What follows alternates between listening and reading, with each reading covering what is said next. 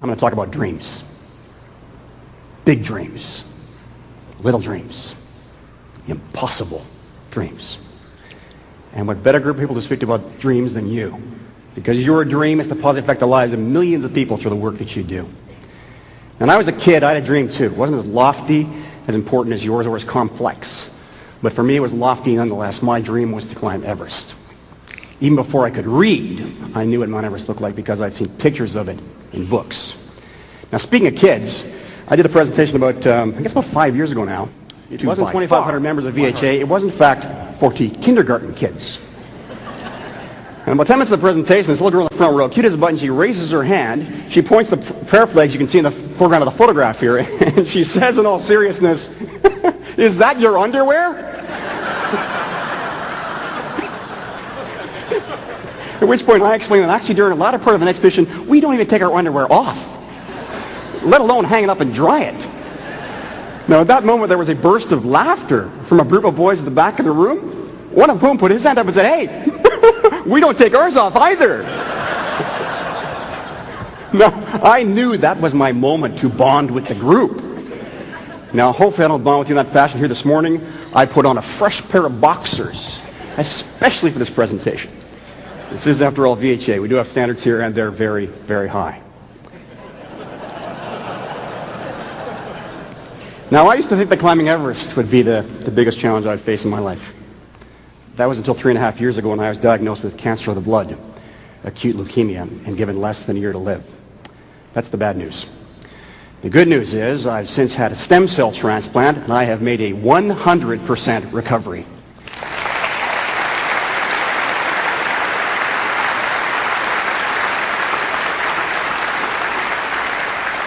Now, my stem cells didn't come from human embryos. They actually came from my brother Eric, whom you see here.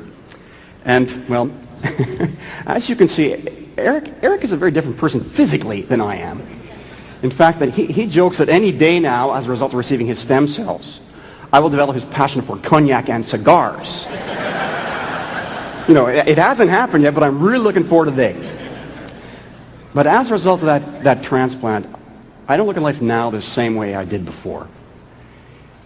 Each day now brings new learning. Now, today I wanted to share with you some of what I've been learning and continue to learn. I will, of course, talk about Everest. I'll also talk about my own medical mountain, because those two mountains together have given me a much stronger understanding of life, death, tenacity, and triumph. And they've also given me a much stronger understanding of what it takes to scale life's mountains. And that's really why I've come here today. I've come here today to talk about what it takes to get to the top. And in many ways, I feel like I'm preaching the converted because you're already at the top. If you weren't, you would not be sitting in this room, and you'd certainly not be a member of this organization. But nonetheless, you're probably thinking to yourself, well, this is all kind of interesting to talk about Mount Everest, especially as we sit here at sea level in balmy San Diego. But really, now what the heck does this have to do with what I do as a healthcare professional? Well, actually, it has a great deal to do with what you do as a healthcare professional and as a member of VHA. And I can see three parallels right off the top of my head. The first is size. The second is change. And the third is risk. Now, first of all, in terms of size, this, of course, is the world's tallest peak at 29,035 feet. That has been definitively established using satellite measurement. There's no longer any doubt of that. And you have a sizable challenge as well. Because every 7 seconds in America, someone turns age 50. Over the next 10 years, 50 million Americans will turn age 50. As you well know, when someone turns age 50, the number of their hospital visits triples. So that avalanche is heading straight your way, and unfortunately, there's no way to get out of the way. In addition to that, of course, there are some 40 million people who are uninsured in this country. And because you provide the safety net to those 40 million people, that is a vital, vital resource. So these are massive, massive challenges and massive, massive opportunities also. Second parallel I see is change, because Everest, of course, changes about a second, about a minute, with changing wind conditions and snow conditions and weather conditions. Of course, your world is changing also, with rising costs but declining reimbursements, you know, with an increasing demand to deliver higher and higher quality of care, and yet with less and less personnel with which to deliver that care. Increasing competition in the form of specialty hospitals, and of course the ever-changing landscape of medical malpractice insurance. I understand that some of the premiums For specialists, certain specialties have gone up as much as 600%. OBGYNs being just one classic example. So a huge amount of change. Now, my medical mountain presented me with the greatest challenge of change in my life. I was faced with the potential loss of my life. I would lose my hair, and I would lose control. Or at least what I thought was control of my whole life as I had known it. It was cataclysmic change. And third peril I see as risk. Because on Everest, just like my medical mountain, Everest, life and death, of course, you have sizable risk as well. What's at risk for you is the health of millions of people, the future of your respective organizations, and by association, your very careers and your personal and professional reputation. So there are a number of very significant parallels between my Everest and your organizational Everest. Now, I actually went to Everest 3 times, which is living proof that I am a slow learner. I couldn't work in your business because I'm not that swift. Our first expedition took 7 years to put together. Most of that time was spent raising capital. We got our gear to the mountain. We got our personnel there. We started to make our way up the mountain week after week after week after week until finally we were in position to make a summit attempt. Now, at that moment, a fierce storm blew in and literally ripped our high camp right off the mountain. Now, fortunately, the camp was not occupied at the time, but nonetheless, we were forced back down to the base of the mountain with the realization that we would not make it to the top. Now, I remember coming back to North America after that trip because I was introduced to a woman who represents public speakers. She shook my hand, and I will never, ever forget what she said. She said, "Oh, you were at the expedition that failed." Now, we live in a very cruel, fickle, and judgmental world. There's nothing we can do about that. That's how our world is. But at moments like that, I think we have a choice. We can let those kinds of words demoralize us and defeat us and crush us. Or we can use them to garner a greater sense of strength within ourselves to go back towards the goal again with a greater degree of conviction, commitment, and most importantly, knowledge. And that's exactly what my colleague Jamie Clark and I decided to do. We decided to go back to Everest for round 2. You see, it's okay to fail. It's okay to fail. It is not okay to fold. So 3 years later, we were back to Everest, this time with half the budget, half the personnel, and no bottled oxygen. And this is my favorite photograph of the mountain. It's my favorite because it sort of, kind of, almost begins to capture the immensity of this peak. The most important thing to keep in mind as you look at this photograph is to remember this photograph was actually taken more than 12 miles from the mountain. Look how big this thing is. It just hangs in the heavens and it taunts you to come forward in your own feeble and very insignificant way. We never use the word conquer in association with Everest or association with any other peak. In fact, it was the first person to climb Everest, New Zealand's Ed Hillary, who perhaps said it best when he said that Everest is never conquered. Occasionally, she tolerates a momentary success. And I can assure you, it's a she.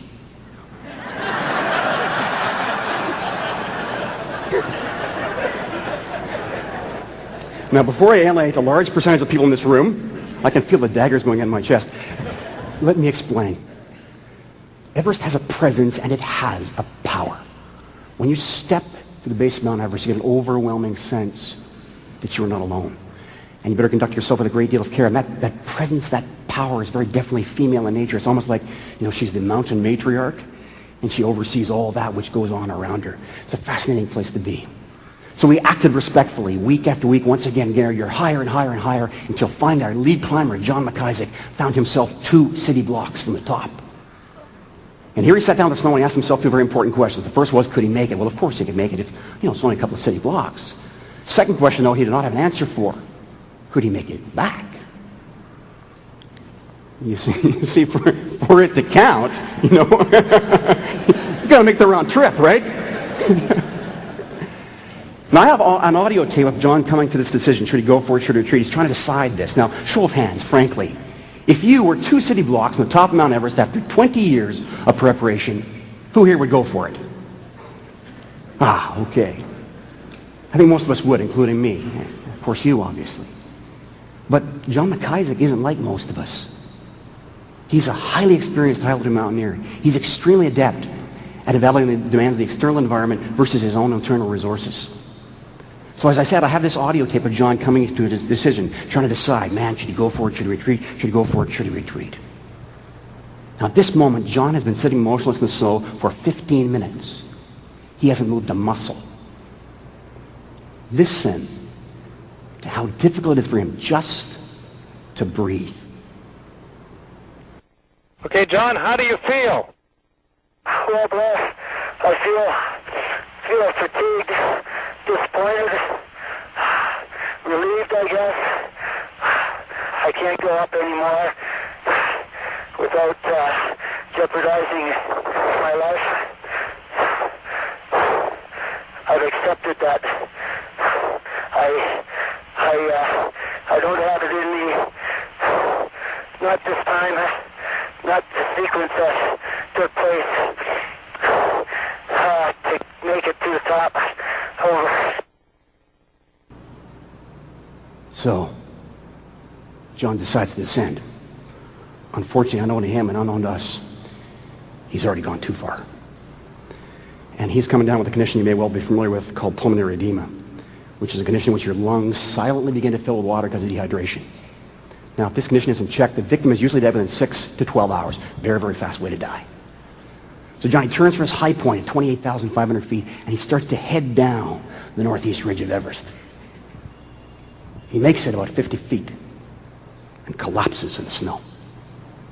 And for 20 minutes, he doesn't move. Now, we can see he's in trouble because we're watching him through our binoculars from advanced base camp. We call out to him on the radio, but the only sound that comes back is the sound on the wind. Now, when you're cold and tired, what is it you want to do? Sleep, exactly. You want to sleep. But in this circumstance, it's a sleep you never wake up from. And we were afraid that's going to happen to John. We thought, well, maybe we should launch a high-altitude rescue. Maybe we should go after this guy. The problem is, he's at 28,500 feet. At 28,500 feet, a full sprint, even with bottled oxygen, looks and sounds something like this.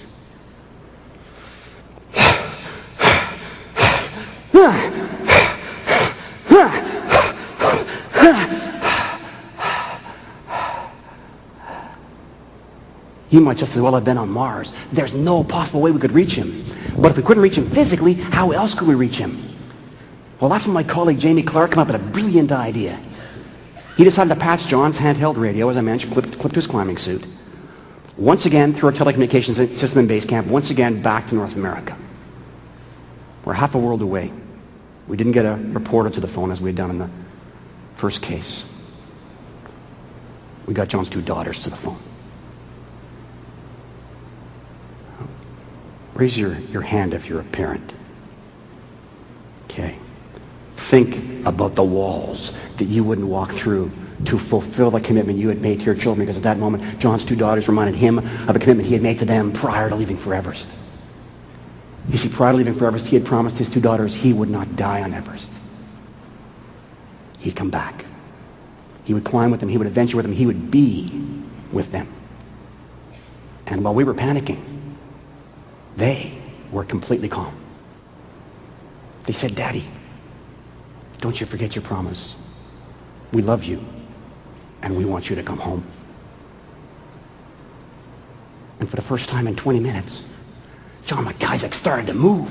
You could see him groping in the snow for his axe. He grabs his axe, he pushes down on it, he teeters to his feet, he takes a couple of steps, boom, falls on the snow. His girls come right back on the radio to him, "Daddy, we love you. When are you going to be home?" Now, we have all heard the words, "when are you going to be home?" But in that circumstance, they certainly had more presence and definitely more power. And it was almost like they reached down from that saddle in space, they grabbed their dad by the harness, they hauled him out of the snow, and ever so gently, they ushered him onwards. Because 6 hours after John McIsaac reached his high point, he crawled, quite literally crawled, back into our high camp at 26,000 feet, where he was met by our team physician, Dr. Dennis Brown, the chap on the left-hand side of the photograph. Now, we asked Dennis to quantify on a scale of 1 to 10 the severity of John's condition, 1 being fine and 10 being death. He said 9.